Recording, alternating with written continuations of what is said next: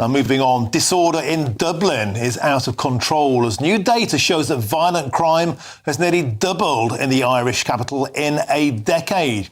Now, the data from 2014 shows that 1,389 violent crime incidents, which increased to 2,687 by 2024. And that's a 93.4% increase in just 10 years. But let's look at the data for last year. Theft up 19%, public order up 17%, violent crime up 14% in just 1 year. Now, what on earth is going on in Dublin? Well, let's find out now by speaking to the president of the Irish Freedom Party, Herman Kelly. Herman, welcome to the show. Some very, very sobering statistics there. What on earth has changed in Dublin, I wonder? Yeah, well, when you're looking for the cause, you must first look for the correlation. What has happened? What has been the big changes in Ireland in the last 10 years? That crime would double. Serious crime would double. Have people been educated differently? Has unemployment exploded and people have got nothing to do and they turn to crime? No.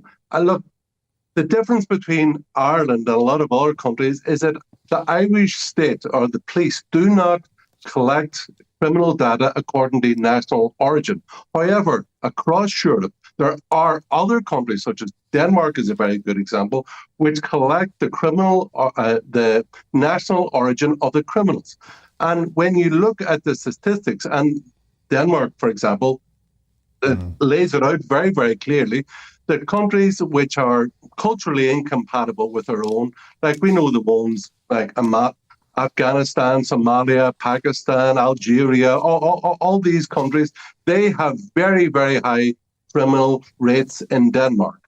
And natives have comparatively very small. And even in Sweden, which have started to, like there was a government study there a number of years ago, they found out that non-Swedish natives were 2.5 times more likely to commit sexual assault compared to Swedish men.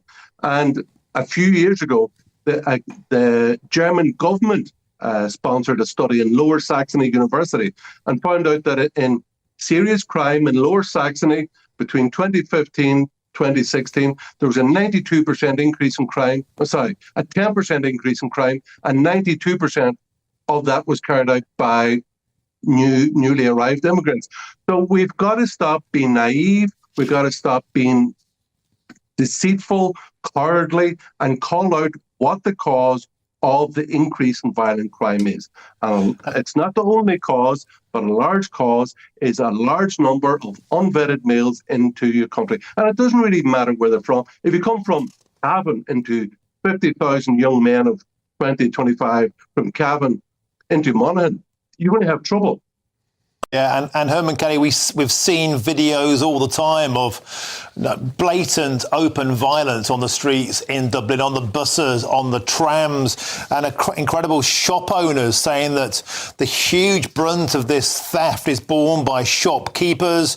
8 out of 10 additional offences last year were linked to shoplifting and people legging it away with stuff. And to back up some of your data, the Centre for Migration Control recently gave us some data here in the United Kingdom, in Britain, beg your pardon. Afghanistan, 22 times more likely to commit sexual offences compared to Brits. Eritreans, 20 times more likely. Albanians for drug offences, 25 times more likely. Violent offences, the Congolese, 11.5 times more likely. The data exists across countries to show there is a link between culture and violent crime. Herman Kelly, I'm assuming you don't get any of that data in Ireland. And when you ask for it, what do the police and what do the politicians say?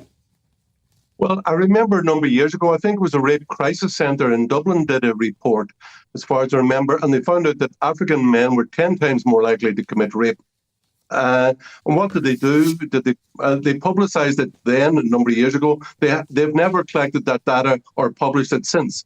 So there is obviously an influence, as we just heard in your last segment, about the politicisation of security and people in charge of security being told to, no, don't look at the main problem, look at this minor problem.